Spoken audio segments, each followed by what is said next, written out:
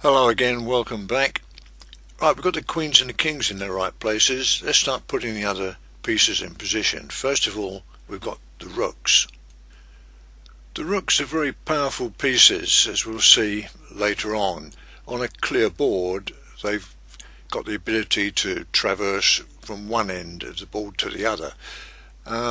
We'll look at how exactly they move in a second, but they are powerful pieces, and along with the queen, they're regarded as the major pieces. The bishop and knights are the minor pieces, and we'll put those in position now.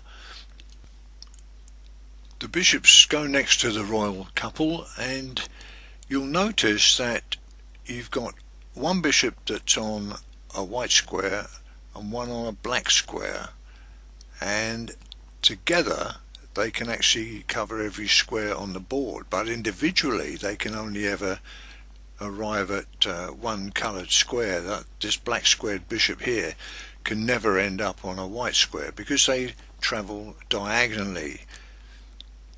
Let's put the knights in place. The knights complete the back rank. All we need now is to put the pawns in position, and here they come.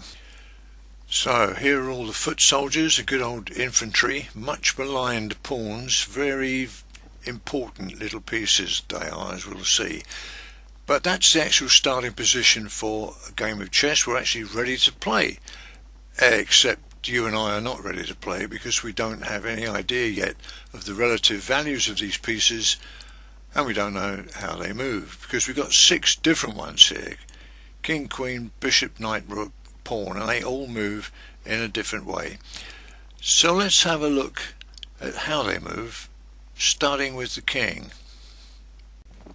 The kings can move just one square at a time, albeit in any direction. The king here in the centre of the board could actually move, in this example, to 8 different squares.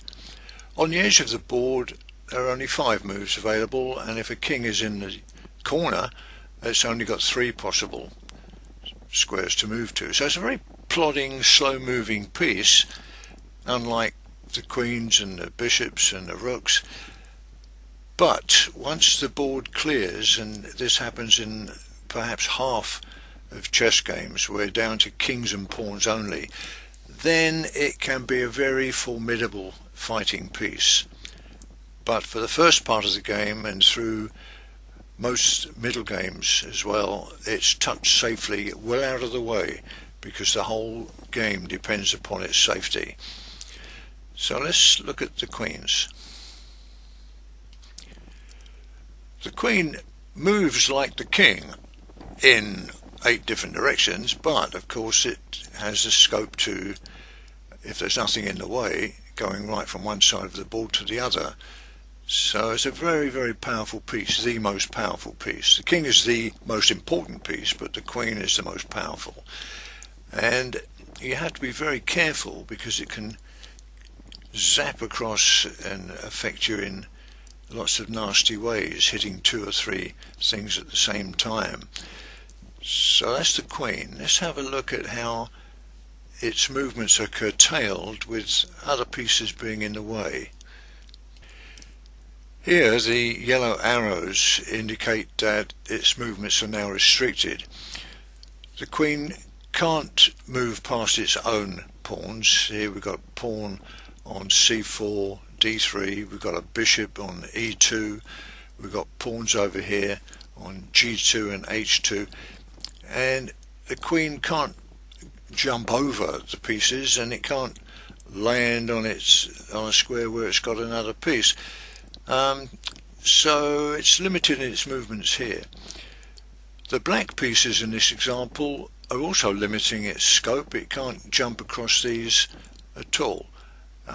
It could land on this square, or it could take this rook, although as we'll see when we look at how knights move, that wouldn't be very clever.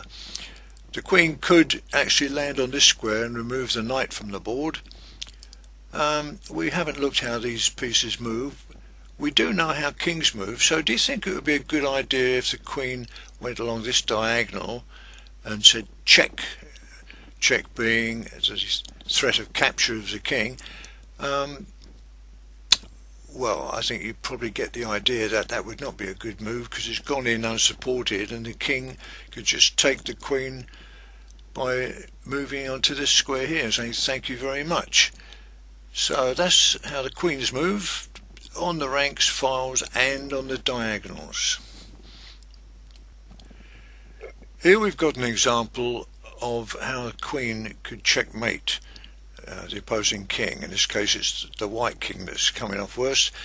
This queen could move along the second rank to this square, and it wouldn't just be check, it would be checkmate, because there's no way that the king could escape. It can't take the queen, because that would mean the king would be next to the other king, and that's an illegal move. They'd be checking each other.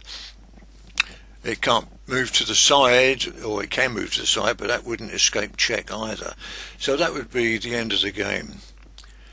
Similarly, the queen could checkmate with what's known as a back rank mate. It could move to A1, B1 or C1 and give check along this first rank. The king couldn't move off that first rank because it would then be adjacent to the opposing king. So there's 4 different ways there that queen could deliver checkmate. We'll have a look at how the rooks, bishops and knights move on the next video.